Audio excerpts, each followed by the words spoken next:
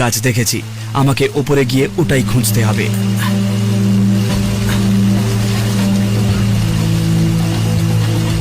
সোজা উঠতে পারলে তাড়াতাড়ি পৌঁছবো, তবে আমার খুব দুর্বল লাগছে, তাই জঙ্গলের মধ্যে দিয়ে গিয়ে আরো আধ ঘন্টা নষ্ট করতে চাই না।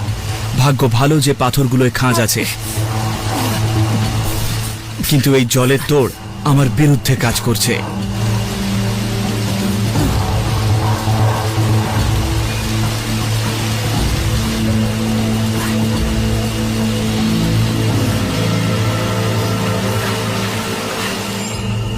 এবার ওই গাছটা খুঁজতে হবে।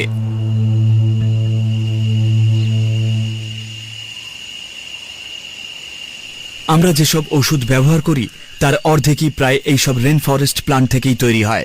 যেমন পেইন কিলার আইবোপ্রোফেন সিনথেসাইজ করা হয় এই লতা থেকে, যার নাম মাঙ্কি ল্যাডার ট্রি।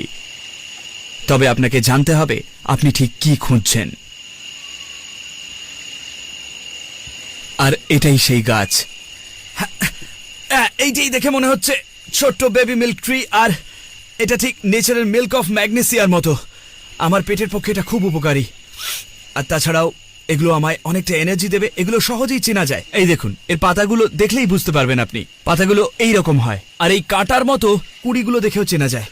আর যখন এগুলো আপনি ভাঙবেন, দেখবেন দুধের মতো নির্যাস পাওয়া যাচ্ছে। এই যে